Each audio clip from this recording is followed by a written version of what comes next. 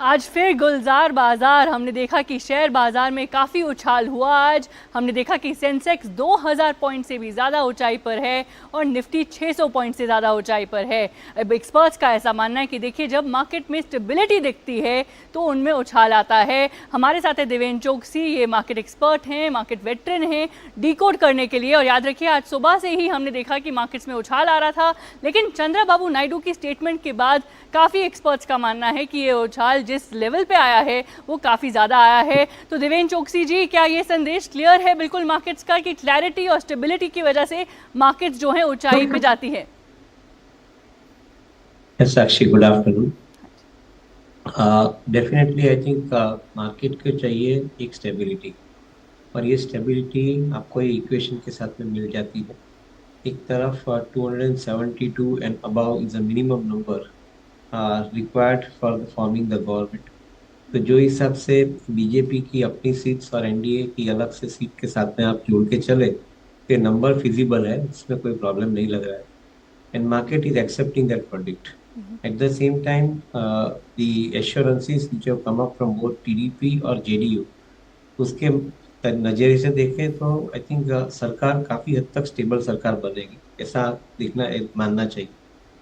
मेरा ऐसा मानना है कि जो हिसाब से पार्लियामेंट के जो हिसाब से प्राइम मिनिस्टर ने कल अपने स्टेटमेंट के अंदर रखा है कि जो रिफॉर्म प्रोसेस है वो रिफॉर्म प्रोसेस चालू रहेगा, और इकोनॉमी के अंदर जो प्रायोरिटीज और इन्वेस्टमेंट करने की जो अर्लियर मेजर्स और पॉलिसीज है वो चालू रहेगी।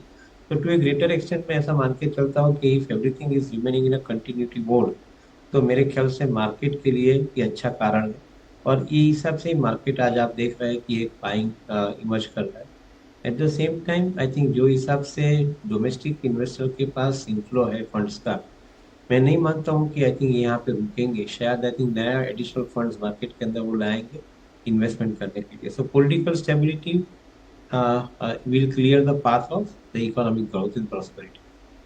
जी बिल्कुल, बहुत ज़रूरी बात बोली आपने कि पॉलिटिकल स्टेबिलिटी से रिफॉर्म्स और इकोनॉमी जो है क्लियर पाथ में आएंगी, पॉलिसी कंसिस्टेंसी जो है होगी। लेकिन जो लोग ये जानना चाहते हैं कि देखिए, अब अगले कुछ महीनों में क्या पॉलिसी रिफॉर्म्स जो हैं, जो गवर्नमेंट का क्लियर फोकस होना चाहिए, तो आपका क्या मानना है?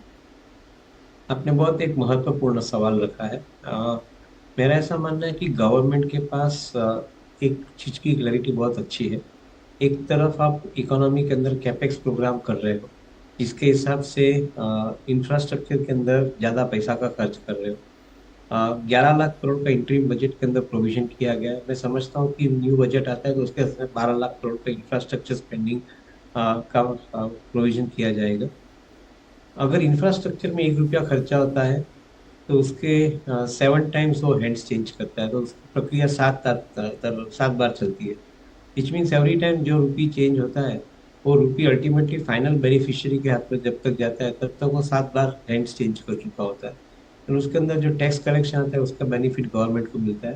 और एट द सेम टाइम जितनी बार हैंड्स चेंज करता है उतनी बार कस्टमर के पास कंजम्पशन की या स्पेंडिंग की एक उम्मीद रखी जाती है। तो ये ऑल पुट टुगेदर मैं ऐसा मानता हूँ कि ये प्रोसेस चालू रहेगा। दूसरी तरफ महत्वपूर्ण रिफॉर्म प्रोसेस के अंदर जो प्रोग्राम गवर्नमेंट ने ऑलरेडी किया है सेंट्रल बैंक डिजिटल करेंसी का, मैं ऐसा समझ के चलता हूँ कि गवर्नमेंट फिजिकल करेंसी को डिजिटल करेंसी में कन्वर्ट करने के लिए थोड़ा इंसेंटिव देगी। And because of that incentives major amount of business will happen through digital currency eventually अगले जी 5 साल बिल्कुल। के अंदर। जैसे तो ये सब रिफॉर्म्स के बिल्कुल। प्रोसेस हम मान के चलते हैं कि आगे के समय के अंदर देखने मिलेंगे। जी बिल्कुल, जैसे कि एक्सपर्ट्स ने समझाया हमें, हमने देखा है कि मार्केट्स में तेज़ी है, उछाल है, और उनका ऐसा मानना है कि देखिए, स्टेबिलिटी आएगी अगर अगर रिफॉर्म्स और पॉलिसी फ्रेमवर्क अच्छा रहेगा, वैसा ही रहेगा जैसे कि रहा है, और उससे और तेज़ी पे हो सकती हैं चेंजेस, तो मार्केट मोमेंटम भी और भारत की इकोनॉमी भी अच्छी रहेगी। तो यही था हमारा मार्केट अपडेट।